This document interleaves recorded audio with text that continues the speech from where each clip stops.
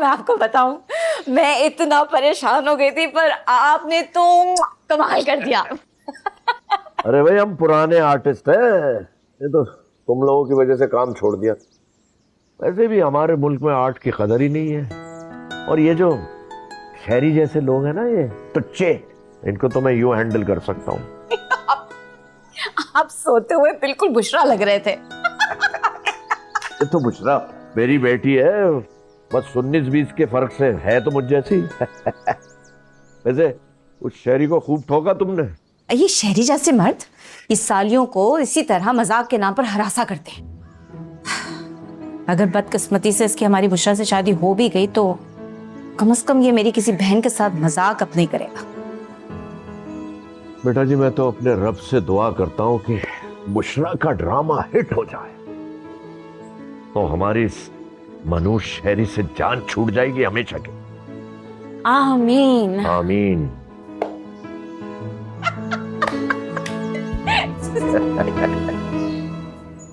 आपको पता है वहां पर मार्बल्स असल में किसने फेंके थे?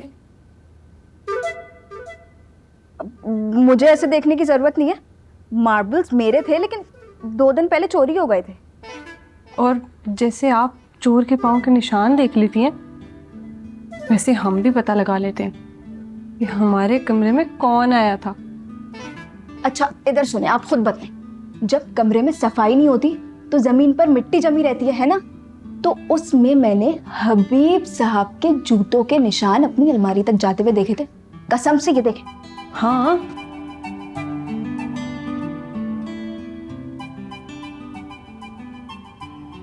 मैंने ना डिटेक्टिव मूवीज में देखा है कि जब कोई जुर्म होता है ना, तो उस जुर्म से जिसको सबसे ज्यादा फायदा पहुंचता है वही तो मशकूक होता है।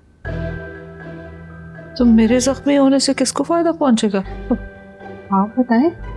वादे तो हबीब साहब ने लिए काम कराने के बाद, तो नुकसान भी उन्हीं को होगा। समझ आया। इतनी बड़ी हैं आप, पता नहीं कैसे इस मुसीबत में फंस गई। वो जो परसों आई थी, खुशकिस्मत से भाग गई। आपके पास तो कोई चांस भी नहीं है। बेचारी।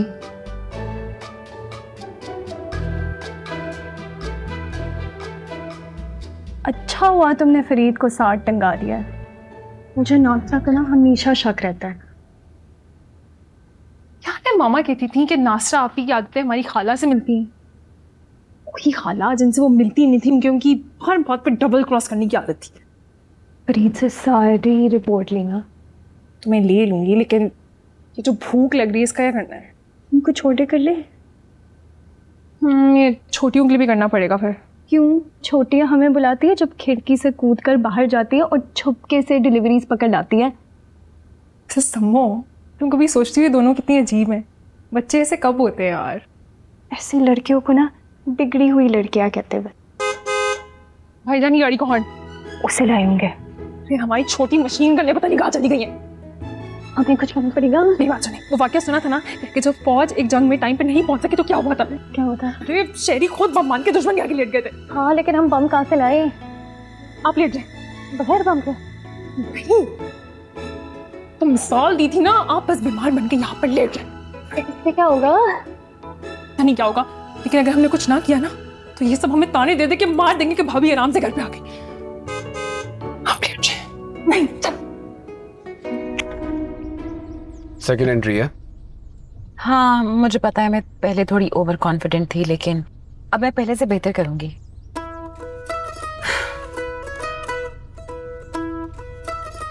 ओके।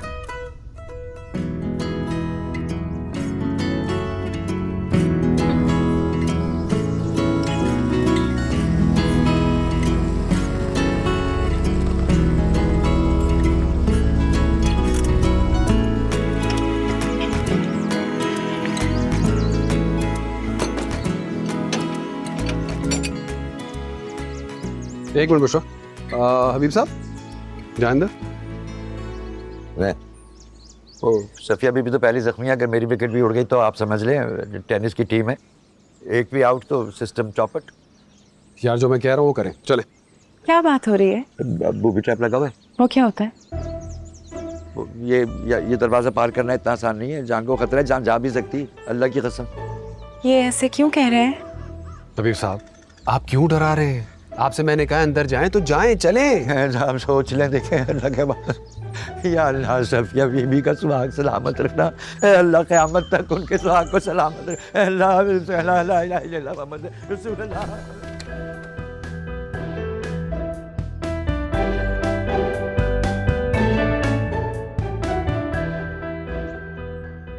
जी हबीब साहब आ जाएं, आ जाएं।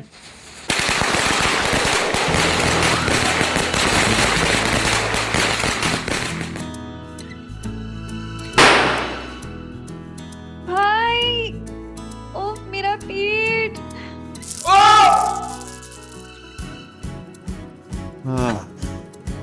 आइए, हशमत विला में खुश आमदीद। डेलीज तो पार कर ही लिया आपने, आइए।